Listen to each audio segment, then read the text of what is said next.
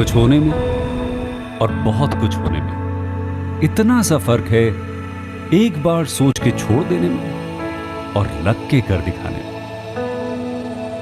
मान लेने में कि जिंदगी ऐसे ही कटेगी और सुबह 4 बजे उठ के सोचने में ये अभी तो बस शुरुआत है। किसी मैगजीन को हाथ में लेने में और उसी मैगजीन के कवर पेज पे होने में इतना सा ही तो फर्क है। वीआईपी सीट में और उसकी पिछली सीट में इतना सा ही तो फर्क है। वो जिसका मैदान ही खुला आसमान है, वही कल जमीन पर तो था। पूछोगे तो बताएगा वो पंछी, ये एक दायरे में सिमटने में और पूरी दुनिया को दायरा बनाने में बस इतना सा फर्क है। इतना कितना है? इतना है या इतना है? जो नापेगा वो जाने कि जहां धरती और आसमान मिलते हैं, नानकुर से दूर, अगर मगर शायद से दूर, वहां भी दोनों में फर्क बस इतना सा है। धरती और 7वें आसमान में फर्क बस इतना सा है। ये एक अंतर प्रेरणा है। ये हमारी, आपकी, हम सब की अंतर प्रेरणा है। एक कदम, एक छलांग, एक बाजी, एक गहरी सांस और एक ललकार खुली हवाओं में कि हाँ मैं बना हूं उन फिजाओं के लिए, कि हाँ मैं बना हूं उन ऊंचाइयों के लिए जो ऊंची तो बहुत हैं पर नामुमकिन ही नहीं, क्योंकि मुमकिन और नामुमकिन में बस इतना सा फर्क है। धूप छांव में फर्क बस इतना सा है। तो बस चलिए फ्रेंचाइज इंडिया के साथ ये फर्क मिटा देते हैं। Franchise India, 20 years of ideas. A very good afternoon to all the dear friends. We welcome all of you to our webinar series, Business Opportunity Over Chai. This is a webinar specifically designed for all the investors so that they digitally interact with the brand leadership and the founder. This is a 45-minute session which is divided into 2 parts. First, we'll take you through the correct and the complete understanding about the business proposal with the help of the PPT. Then we'll move towards a panel discussion. We have created a question and answer box for all of you to share your feedback, suggestion, and query so that same can be taken during our panel discussion by our panel member. Franchise India is Asia's largest integrated franchise solution company since 1999. And we completely enjoy the absolute authority on licensing, franchising, retailing, and real estate. We have had thousands of investors in selecting the right business opportunity while helping international and domestic organization in their expansion. And today, the business opportunity which we have got is an international business opportunity for you. It is our privilege to welcome management team of Franchise India, Gaurav sir, Sonia ma'am, and Venus Barak. Venus Barak, she's the CEO at Frank Global. Sonia ma'am, she is founder member of Frank Global. And the business opportunity which we have got for you comes from the Saudi. Yes, we are presenting the international opportunity for you, Shawarmer.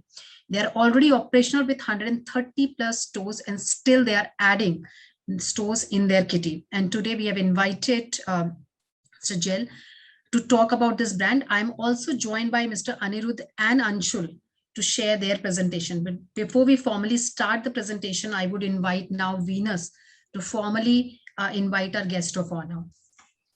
Thank you so much, Archana. Good afternoon, everyone, and welcome to this session. And we are very privileged that we have been given this opportunity to present an international brand for the very first time. So as Archana introduced, I am Venus Barak, call me Venus, and I head the business of Fran Global. Now, Fran Global, we are part of Franchise India, but our fundamentals and our core business is that we work with international brands only and from all across the world, and we help them find franchise partners, master franchise partners, area franchise partners between India, the SAARC region, and the Gulf market. I think a lot of you would already know that the majority of the international brands we see, we consume, we eat, 95% plus, maybe more, are under either a master license or a master franchise structure. And that is our business. And I'm very, very excited today to share our brand of the day, Shawarmer. Now, I think I call Shawrma as a part of what I call wrap revolution. In the food business, which happens to be a majority of the franchise business, in the quick service restaurant business, I think a great product can produce hundreds and thousands of stores and development. And I think Shawarma is that brand which captured, even like 22 years back, that a simple product like a shawarma can actually become a global product. And they have been doing this longer than anybody else I have come across in this space. And I've really, over a period of time, have been able to sustain, establish, and then grow in a market like Saudi Arabia, which is such a competitive market. There are hundreds and thousands of international brands there. And today, they stand among one of the largest food and beverage companies in Saudi Arabia. Shawarma by itself has over 130 stores and growing, of course. And I think our discussions with the Shawarma team have been very mature. Their way of looking at this business is like I would speak to any big international franchise company. They have been able to standardize the product, the format, the process. And now we are looking to, of course, get the brand in India. In terms of, the category, it's quick service restaurant. So we can open hundreds of these in India. And it's a very easy business, very, both in terms of the format as well as very delivery oriented sort of product as well. So we're looking to, get the brand out there in India, looking for partners who understand that what this business and product is and what opportunity India presents. And then sort of if they can sort of, consolidate that and build the brand. So not taking further time, very, very sort of excited to bring in Jill Asaf.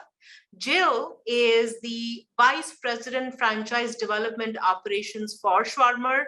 And I'm happy that he can join us on this Monday morning and share with us, what we have spoken one-on-one, his thought process and his sort of sense on the brand and the opportunity it presents. So I welcome Jill and look forward to hear from you. Thank you, Venus. Thank you so much for this opportunity, and welcome everyone to this webinar.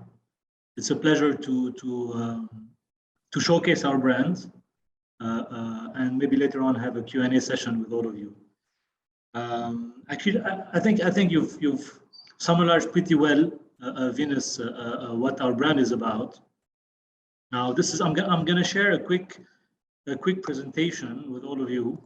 So Shawarma is, in brief, it's actually a journey that started about 23 years ago. Two Saudi individuals, the food aficionados, as they say.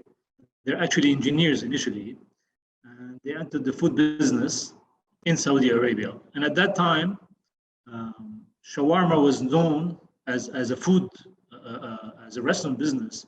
It was known not to be very clean. It's very complicated, it's very messy and so forth. But they wanted to create something that was totally different, systemized, organized, neat and clean and so forth. And started their journey with Shawarma.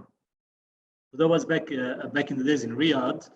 I think it was in 1999. And they launched their first unit in here. Part of their thinking process as well, as young, very dynamic entrepreneurs exposed to the West and to the world and so forth, they really wanted to do something as well that was innovative, so introduce innovation, part of that concept. Now, obviously, shawarma is pretty much a Middle Eastern food. Initially, it stems out of the Levant countries. So we're talking Lebanon, Syria, Jordan, and so forth. And so they took that food and started, playing around with it here and introducing to it some novelties, trying different types of breads and so forth. A few years later, they realized they had 5, 10 units, 10 branches doing extremely well. And this is when it started to take root that they had something really solid in their hands, something that could grow substantially, and something that no one had done yet at that stage. You look at all the food and beverage scene worldwide, especially the fast food or the QSR segment, or even the fast casual segment, you wouldn't see anything related to shawarma. You'd see a lot of burgers, of pizzas, coffee chains, and so forth, all of which started really, let's say, tipping in the 90s. But no one really went into the shawarma. So they really had something that could grow substantially. And as time went by, they started to instill, their values in their business. Those 4 core values are innovation, which is and still is today, honestly, part of what we do every day.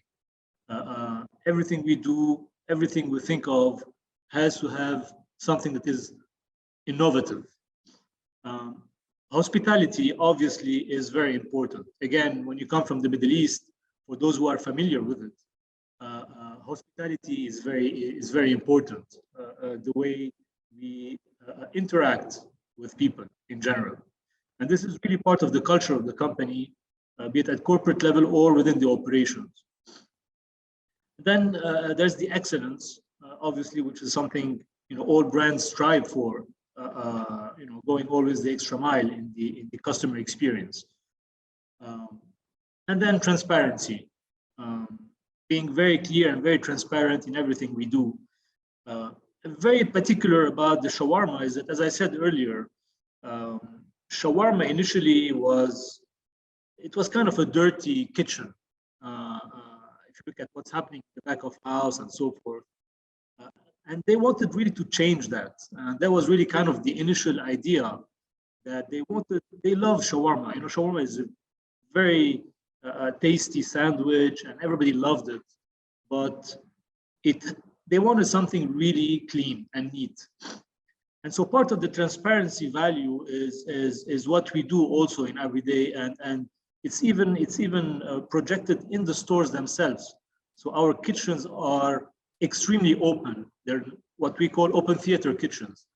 I mean, if you go to McDonald's or Burger King or these other major players that we look up to, by the way, their kitchens are not 100% see-through or transparent. Ours are fully open. So they're really open theater kitchens.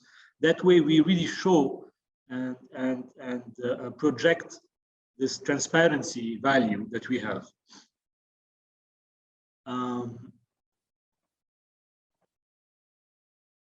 Another thing that's very important that I would like to mention as well, aside the fact that innovation is really in our DNA, we believe that we're really not your typical kind of mainstream fast food concept that you'd have all around. And we're definitely more relevant than your neighborhood shawarma shops that you would see usually as street foods. We have been able over the years to remain relevant, definitely, and local.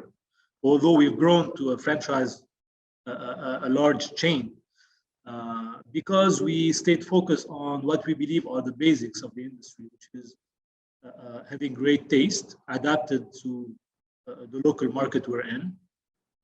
Speed, convenience is always important, and when you're in the fast food segment, delivering good food fast is and will always remain very important. And then obviously value for money, remaining competitive.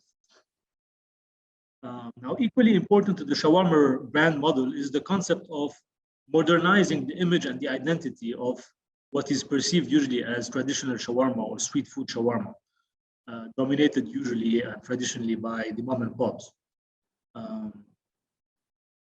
Of course, when it comes to processing food, remaining very innovative was also important to us. So we've developed over the years what we call the Salis model in the kitchen within the restaurants, which is a system that allows you to have enough throughput when it comes to wrapping sandwiches. So from the cone themselves being cooked up to the sandwich being wrapped. So that whole cooking line was something that we've developed and fine-tuned over the years. And now lately, with the support and the aid of technology, we have even been able to go quite a few miles further and include some machine learning in it, some computer modeling as well to enhance the way we produce and the way we forecast and the way we wrap our sandwiches. One of the edges that I think we've enjoyed and we still do enjoy today, particularly in the local market here in Saudi Arabia, is our strengths in R&D. We have a team of culinary consultants and culinary chefs that constantly work on coming up with new products. And we've been leading the market here in terms of shawarma with innovation. And every time we introduce something new, the market follows. This is a constant. So lately we've launched 2-3 new items that have become star items in the shawarma scene, and then the market has been following through with that. So we are recognized as pioneers. Obviously, this is it's a long race and chase all the time. It's a lot of efforts, continuous efforts, and to remain in the lead comes at a cost, obviously. However, we're still adamant to remain there, and we're still investing in our R&D constantly. In terms of stores or formats, we've flirted with a lot, obviously, in the last decade or so, and we've come up with multiple formats. You have obviously your typical, let's say, food court counter unit. You have the freestanding drive-through model. We even have now a double drive-through model. You have the simple food truck that we circulate now a bit everywhere in the country. You have the food halls, inline, corner, and so forth. We've been able to adapt to almost any situation in terms of real estate, and we've fine-tuned those with time. Obviously, having had, now we're operating about 132 stores today. Actually, maybe today it's been 133. I think we opened one yesterday, with the ambition to reach 150 stores by the end of this year.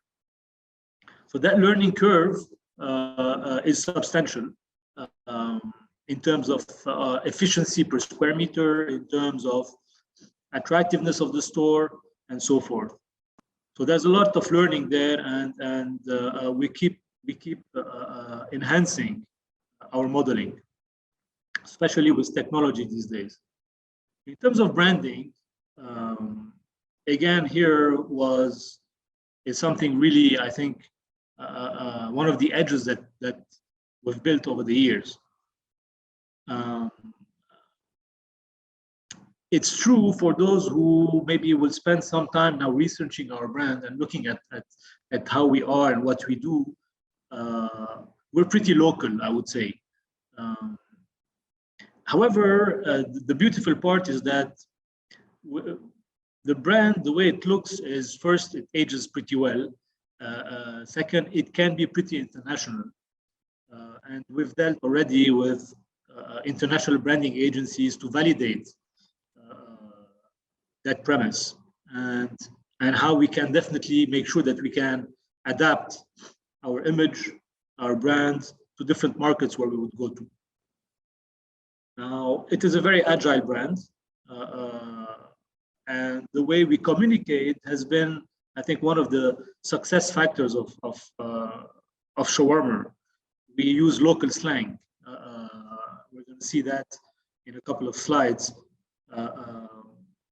Wherever we go, we identify to our audience. We kind of talk local, and the fans love it. You know, the younger generations that we talk to, that we address ourselves to, millennials and Generation Z. This is what they want. Things have changed a lot in the last decade, and the market and the consumer behavior has changed a lot. We've been able to adapt to that, and we've tapped into this audience successfully. So it's really about what we call action-packed creativity that is really relevant to that audience. We couple that with a very strong CRM platform, with a customer experience team here at corporate level that day in, day out connect with this audience using different channels, obviously. And that connectivity, that engagement that we were able to build is very important, because this is how we were able to create a loyal fan base. The younger generation today, they really want to be part of the journey of the brand that they identify to.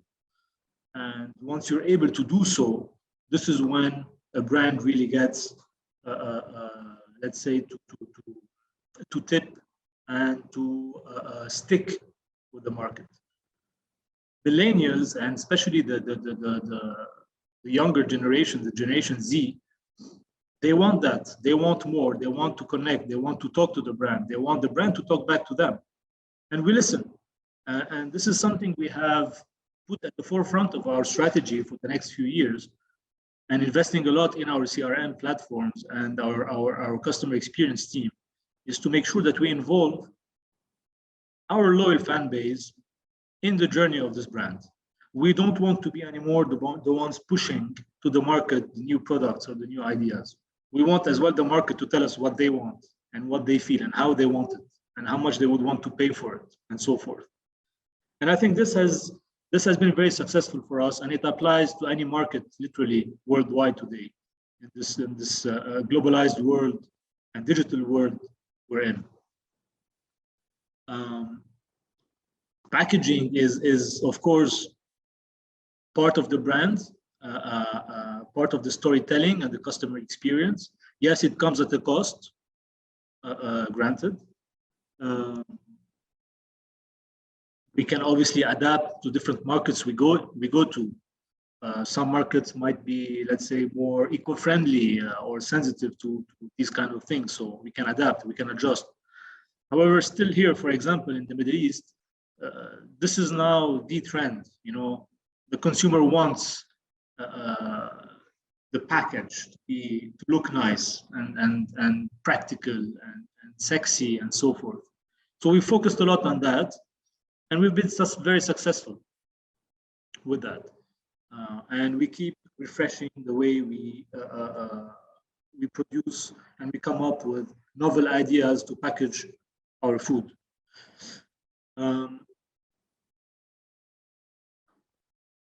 Now, as you said in your introduction, Venus, we're talking of 22 years of goodness, and this is obviously substantial. We're very proud of that. We've been through a lot in the last decades.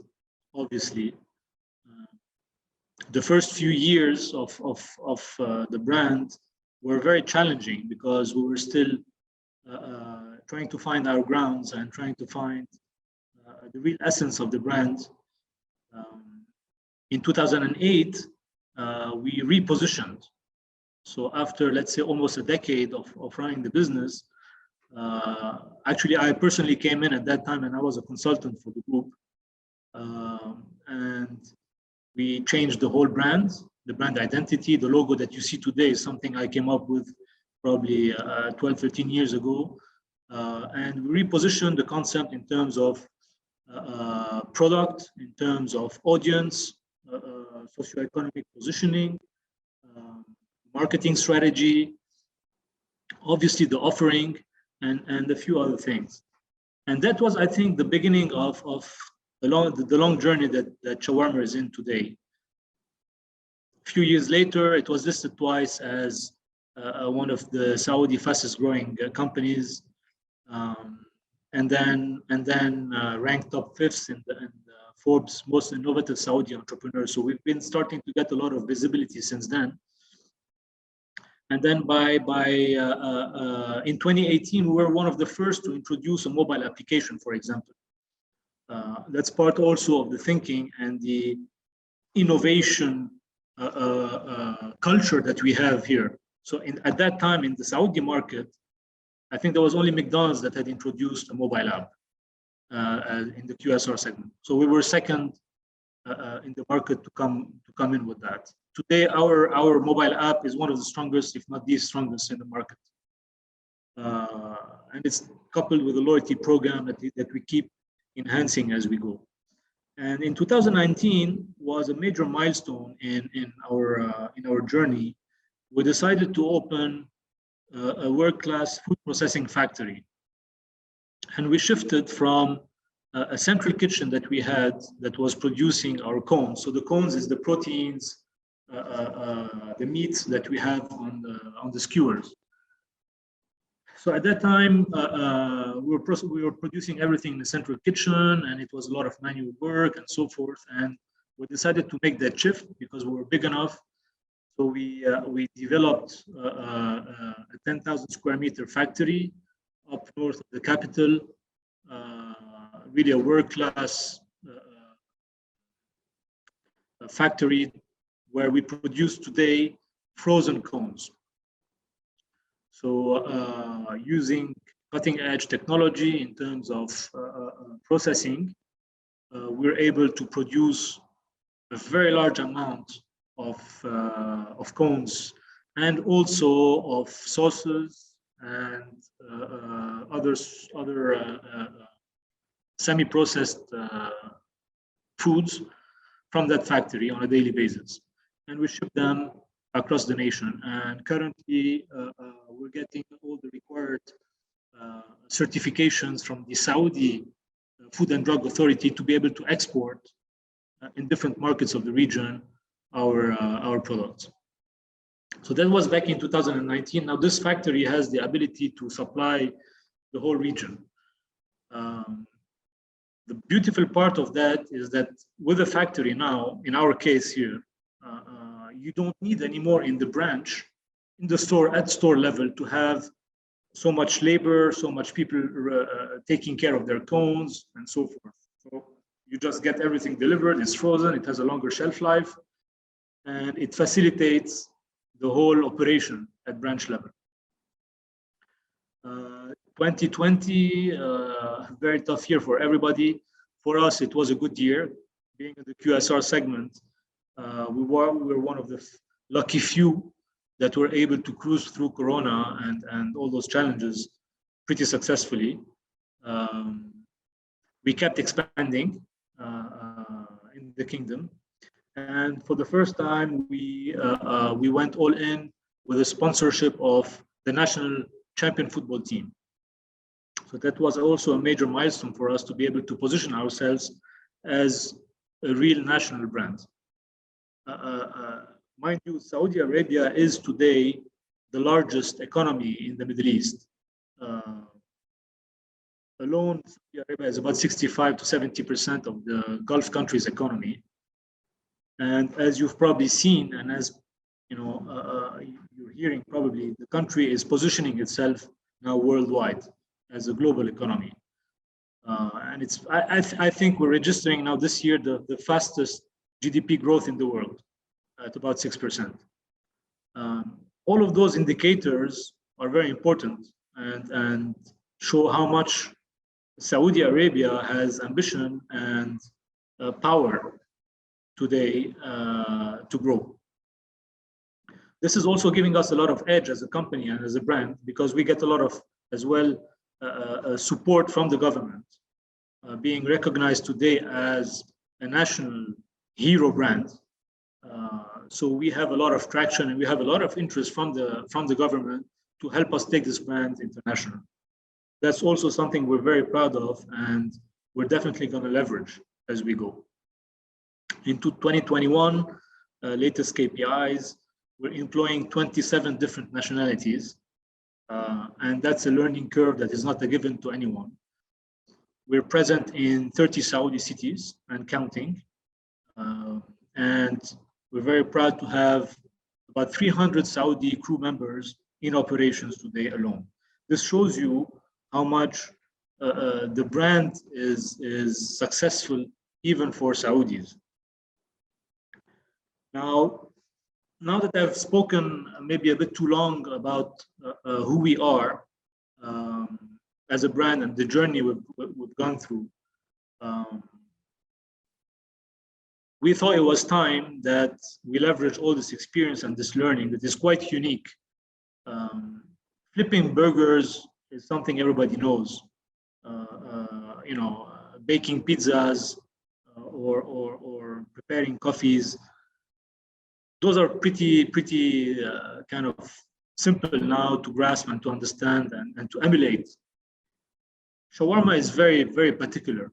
It's a very different animal, the way I call it, to run and to operate. It's more complex, it has more challenges, and this as well puts us in a degree of, I would say, of comfort that we're really quite unique and very difficult today for anyone else to come and emulate us. I don't think I've seen any larger chain than in shawarma in the world than us. So becoming a global Saudi brand is part of the vision. We know that street food is becoming global or has already become global. And it attracts everybody. It attracts everybody, be it in London, in New York, in Delhi, or anywhere else. Everybody wants and is attracted to street food.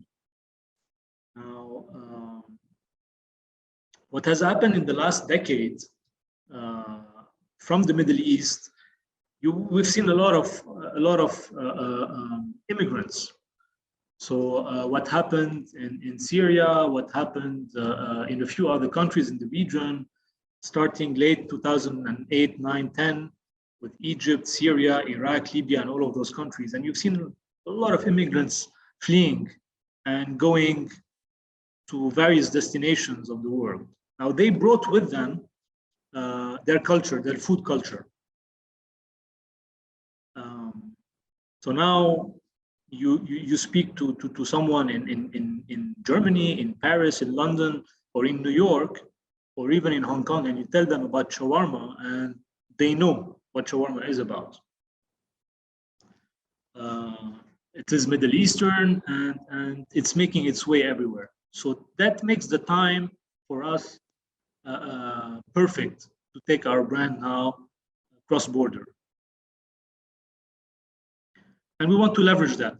We're comfortable that we have enough knowledge now, and we have enough experience and a strong enough system to take this brand international. So as such, we've developed,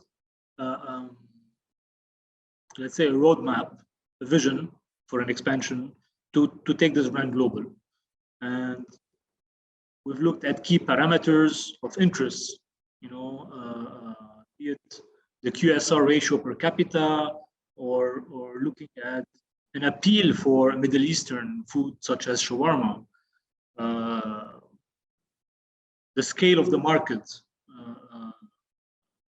and the scale of the middle class, let's say, in those particular markets. So all those are indicators that would put us in a degree of comfort that those markets are ready to absorb a brand like Shawarma.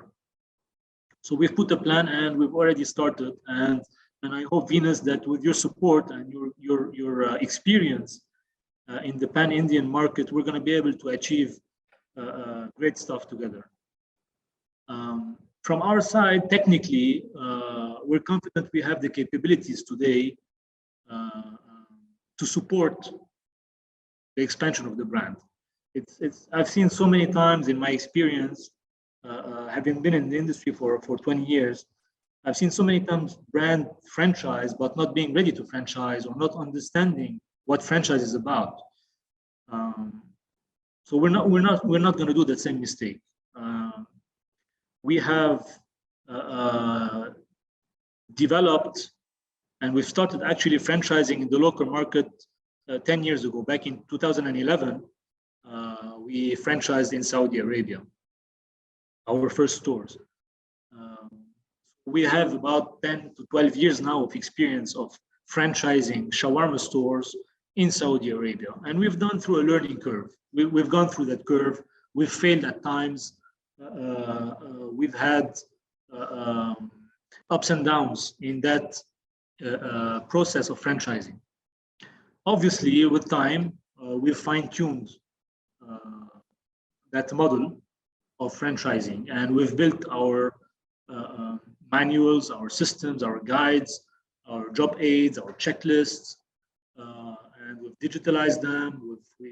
Now we have enough systems and enough experience to be comfortable and say, yes, I can franchise now my brand in a different market and support them properly and give them enough and transfer that know-how properly for those franchisees to operate properly and succeed. We also have the proper mindset of a win-win situation where we understand that franchising is like a partnership. It's like marriage, and you need your partners to succeed as well. So it has to be a win-win situation. We also understand that we need to be flexible and we need to adapt to the markets where we go to. So obviously, if we were to open Shawarma tomorrow in Paris, our menu would look quite different probably than what we have today in Saudi. If we go to India, same thing. We have to adapt. The consumer wants something different. We're currently opening in Egypt, for example, and we're looking at different countries. We're already in the R&D stage to make sure that our offering and even our customer experience will be adapted to the dynamics of those particular markets. Those are very important things to mention because so many times have I seen brands, be they very big or much smaller, being very stiff. And when it comes about adaptation to local markets. So our mindset is quite different, and we understand that we need to be local wherever we go. Same approach that we do here in Saudi Arabia, we know that we're going to have to take and tailor ourselves to, without necessarily prostituting our concept per se, but definitely tailoring our offering and the way we operate and the way the customer experience is built to the local market. Now, obviously, also, we will rely on our partners in those markets to come and tell us, what those markets need and want. In terms of capabilities, in terms of talent, we're about, I think, 1,600 or almost 1,700 employees today, be it from the head office, or the operations, or the factory that we run. And we strive to become an employer of choice amongst Saudis in the industry we're in. And we've been hiring, especially in the last couple of years, industry specialists, subject matter experts from around the world to help us, be it in supply chain, be it in the digital or MIS division, or the customer experience and so forth. So we have an understanding that it's a people business, and we really need to be the best at what we do across the board. This is kind of our structure. We have a holding company, and then we have different arms that handle different businesses for us, be it at the production level, be it at domestic level, or be it for the international expansion. As I mentioned quite a few times, I believe we're into technology. We love technology, and we will keep loving technology and leveraging technology to our benefits. In terms of ERP, we use NetSuite by Oracle, which is a cloud-based ERP, fully drill down, very dynamic, and suitable for a size of our business. In terms of POS, we use NCR, probably the largest POS solution worldwide. They're available in 120 plus countries, and we have a direct relationship with the brand owners. So that helps us a lot in customizing our solutions and features that we have and that we get out of this platform. We're using Frank Connect for everything related to franchising. So that's a platform that we use from lead generation to store opening to a communication hub and a window to an integration of all other services that we provide. It's a beautiful tool that that helps us a lot facilitate communication, sharing of information, and so forth with our franchisees. Power BI, obviously, in terms of reporting, we have our own mobile app reports, and another one of the other solutions that we use for audits is called iAuditor. This is just a sample of the technologies that we currently use internally as a company to help us manage properly. Now, obviously, the question is why Shawrma and why franchise with Shawrma? For me, the most important is to understand that we are in a mindset of partnership, and we really believe that we need to be by the side of our franchisees along their entrepreneurial journey. This is key. We look at long-term investments. We're not looking at short-term gains. It's important for me as well to mention, and I forgot to say it, that we're going public in the next few months as a company on the local stock market. But that as well puts us in a different position as a company and as a group in terms of visibility, in terms of transparency, and in terms of long-term thinking. Second thing that is dear to our heart is the training. Nothing new there, but any proper franchisor would really put enough resources there to make sure that training is done properly. We don't have yet a hamburger academy or a shawarma academy like others do, but it's definitely in the plan to have really state-of-the-art training facilities. Now, we do have, obviously, our own, in Saudi Arabia, our own training facilities. And in the future, we hope to have even more larger and bigger and more advanced training facilities, up to having maybe a training academy for shawarma. And in terms of support, we strongly believe that we should be by the side of our partners along the way, being present to listen and to support. I think for from my side, that's as much as I can say. We're happy to spread the joy through our shared love for shawarma in the next decades. Thank you. Thank you so much, Jill. This was very detailed, very thorough, and I think congratulations on taking the company public. And you know, the way you have explained this, we can see that especially in the last 7 years, the company really has gone through a lot of transformation, development, and really is kind of readying itself for what you shared, global development. And at Fran Global, we are just very excited and privileged that we happen to represent as one of the first companies, especially outside of Middle East, to be able to establish and expand the brand within India. So great work, Jill, and it was very detailed.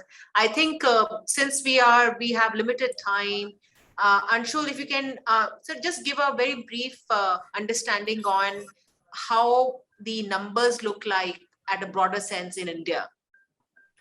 Okay.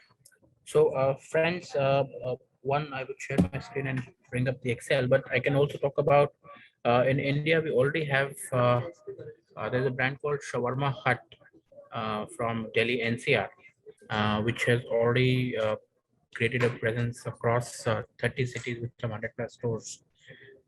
So that's sort of scalability we're talking about here. Very similar to Shawarma, we can also look at Subway, which has done 700 plus stores now. So that's the sort of scale this company has potential to achieve. Malls, high streets, travel retail, even education hubs, corporate locations. So you name a location and it's possible to create a an outlet there. And accordingly, we have also created two formats. Of course, Jill spoke about 3-4 formats, including a drive-through and a larger format also. But what we've done is to begin with in India, we've looked at two formats. One is, of course, the food court, which ideally suited for malls and travel retail and education hubs. Plus, we've also done a diner, which is a 600 to 800 square feet, gives you about 20-seater. Very efficient yet very attractive business format for the cuisine that we're talking about. Right. In terms of the investment, so two formats. I hope that the screen is visible. In terms of the two formats, Yes. food court, we're looking at 35 lakh rupee investment, which includes a 15 lakh rupee equipment and 7.5 lakh rupee franchise fee. Right. This is a food court setup.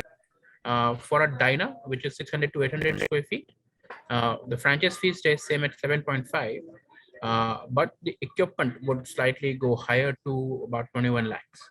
So which means we have two formats now. One is 35 lakhs food court and approximately a 45 lakhs for a diner. Right.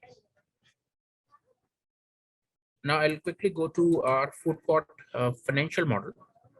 We have taken an average, bill value of very close to what Subway would do, between 175 to 200 rupees per sandwich, and that's the price point we should be able to do for shawarma also. And looking at 160 bills a day, this typically gives you a 9-10 lakh rupee monthly business, right? Friends, I would also like to highlight that this product is very conducive for takeaways and delivery business. So very strong delivery and takeaway opportunity lies with this. Very similar to what you would see in a Subway also, right? In terms of the expenses, we have cost of material at 26%, royalties at 6%. Marketing fee contribution 2% to the master franchisee. Of course, when you become the master franchisee, 2% would come to you from the units, but 2% as local store marketing also. In terms of the rental value, again, we have taken a rent of 2 lakh rupees monthly, for a 300 square feet food court, which should give you access to some of very good locations, top malls in the city also. Right.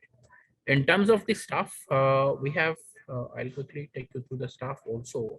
So one manager, one assistant manager, 3 people in the kitchen, 1 delivery boy and 1 helper.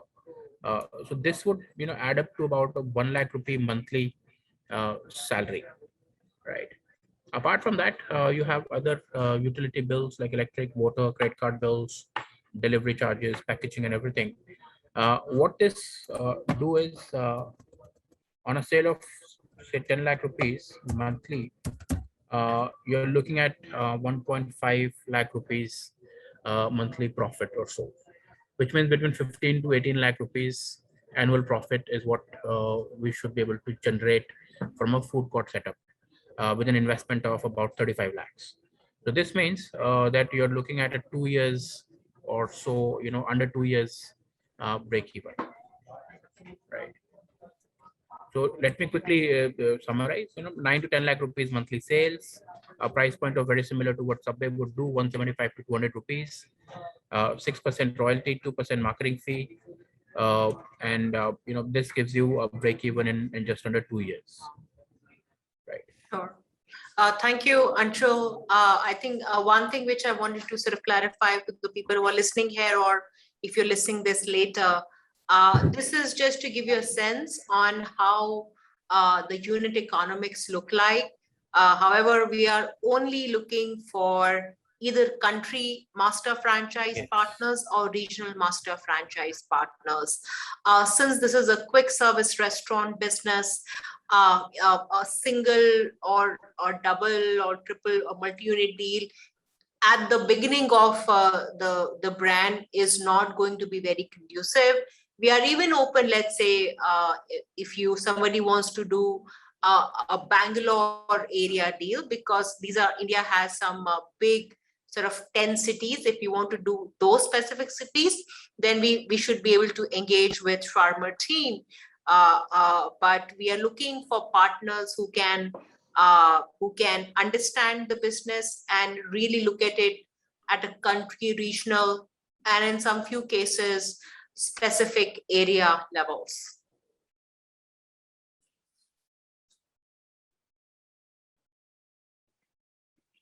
Anshul, anything else? I think that should summarize. So in terms of the format, as I said earlier, of course, we've looked at two formats to begin with, but as Jill has also mentioned, there are multiple other opportunities that we can look at, and formats can be created as per the emerging opportunities in the market. Sure. Thank you, Anshul. Sonia, you want to come in? So thanks, Venus, and thank you so much, Anshul. I'm already seeing some questions, and thank you so much, Jill. This was a very detailed, in-depth presentation that you shared, and I would say interesting to witness the overall progressive growth of Shawarma over the last, I would say, 23 odd years, ever since you founded. And this is a destination product of their menu, friends. And the food is a very traditional street food, Middle Eastern delicacy, which is the fastest and I would say easiest go-to snack, which would blend very well with the Indian palate. And the simplicity and the convenience of making and consuming the product any time of the day is something which has enhanced the popularity and acceptability of the product in the Indian market. And even for a lot of F&B players, which Anshul had mentioned, in his presentation, they are increasingly offering ever great variants of this convenient meal. And this is one food item which knows no geographical boundaries, and it is consumed worldwide across all geographies with a lot of regional variations. Absolutely. The popularity of this food did start in South India, but today if we see this category is growing all across the country with across the length and breadth of the country.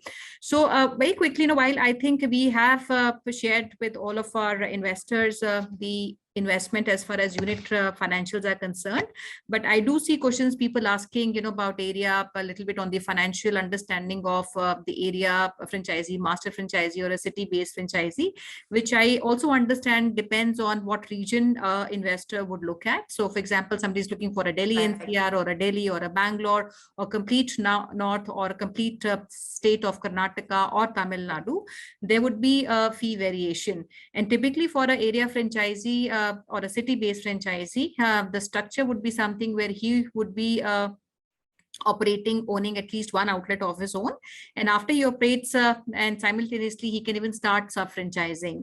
And as an area franchisee or a city franchisee, he even gets margins on franchise fees which is sold under him, and also a percentage of royalty which he would retain with him as a regional partner. So very quickly, I don't know, Venus, you want to pick up any questions that you think we want to answer on the webinar, or you think we should retain these questions for one-to-one discussions, specifically questions with respect to, I would say, cities or locations we are looking on a priority.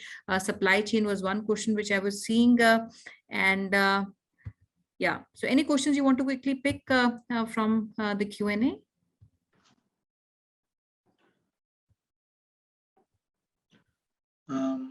I think personally at this stage, we're definitely looking at a master franchisee agreement. Probably we're going to look at 3 or 4 territories. So dividing the Indian market into 4, let's say, areas. That's for one. Now each master franchisee will have obviously the mission and the engagement to roll out a number of units over a certain period of time. In terms of supply chain, these things will be addressed in time. Now, I do believe that the market and the scale of the market is large enough for us to be quite comfortable in terms of doing things locally. From my understanding as well, in terms of produce and what we've seen so far, we will not have any issues in terms of ingredients. So from the materials and the raw materials that we use currently, most of it is available locally. So we don't expect any challenges on that front. It is usually supply chain is the most critical part in success of any cross-border franchise. So that's something definitely that will have to be addressed head on as we get to that. In terms of modeling, I would expect usually that the first few branches will be serviced by, let's say, a commissary kitchen in one of the initial branches. And then based on success of those first few branches, then we can look at the need to set up a more formal and a larger central kitchen to service all the branches. That's in terms of supply chain and now in terms of modeling and financial modeling, we've seen a few from your colleague. We've seen a few numbers. Now, there is a particularity of the franchise business, of the shawarma business, that you don't see in other markets, and this is something that is very specific to shawarma and that we have developed extensive knowledge on. You see, running a shawarma business isn't like your typical, let's say, burger place. A shop, you just flip patties, you count the patties, the buns, and so forth. It's quite simple, quite straightforward. But when you have to run a cone of proteins that is on fire, there's a yield involved. It's even a dynamic yield. It's not a static yield. There's a lot of complexity involved in that. So we have proprietary tools that we've developed and models that we've developed that help us manage and operate our stores successfully. Now, this is the edge that we offer today. It's not about the recipe that of the marination of the chicken or the sauces that we use that are kind of unique to our business. It's really the system, the SALIS model that we've developed for the make line and the cone forecasting model and how to manage those cones that are on fire all day long. Now, this is our secret recipe, and this is the knowledge that we will be sharing with our master franchisees. Absolutely. Chilean friends, I would request all of you, because I see a couple of you asking questions specific to operations and also the locations that you come from. And we'd like to take it up one-to-one with all of you. And we also have Mr. Anirudh from the Fran Global team under leadership of Ms. Venus Barak, who's leading the entire project. And we are going, where a stringent process of selection of franchisees would be undertaken based on the location, your, I would say, even profile also, and maybe your experience either or without food would not be an issue, is what I believe. So you can be somebody who comes with food experience, or could be somebody who may not come with food experience, but anybody out of you who has been running some franchise outlets or any experience in franchising would obviously be very helpful. And Samirji, yes, Pune city is open. We're looking for all locations across India, especially the top 10 cities is where our initial focus would be. And anything related to the menu offering is something that we would want to restrict on this platform, and would be shared very confidentially. All that information with only selected partners, prospective partners is what I would say. So friends, we have in the chat box, you have all the details of the team to reach out to, and their number as well as their email ID. At the same time, Fran Global team will also reach out to you to share as much as information as we can. And before we close up, Jill, do you have any last words for all the audience which is listening both live and present on this webinar? Let's eat more shawarma. Absolutely, absolutely. Thank you so much, Jill and Sonia, and thank you so much for hosting us. And we look forward. We're really excited about this brand. I think this is one brand where we don't see the gap in terms of either the palette or the format. So we are looking forward to speaking with people. If you want to build a standardized, successful quick service restaurant brands in your community, in your area, we look forward to hear back, and you have our information. So good luck, and you have a good day. Thank you, everyone. Thank you. Thank you. Thank you, Jill. Ashta, can you take it over? Yeah. So thank you so much, Jill. Thank you so much, Venus. Thank you so much, Sonia ma'am, for joining in today. All the dear friends, thank you so much for registration, joining in this particular webinar. Do reach out to us at our business hotline number, which is 9717683838. Also share your valuable suggestion and feedback with us at different social handles. You want more expert advice, input from management team of Franchise India, join Gaurav sir and Sonia ma'am at their LinkedIn platform. Link we have shared on our screen. And tomorrow under our national webinar, 12 p.m., we are inviting you to join us for a brand comes from Delhi. Cunis is the brand we are bringing tomorrow. They are known for their pan-Asian delicacy. So please don't miss this chance. Join us tomorrow by doing registration, which is free of cost. Registration can be done easily by connecting with us either at our business hotline number or go to Facebook page where we have shared the registration link. Thank you once again for joining in today. Have a very safe day ahead. Thank you so much. Thank you. Thank you, friends.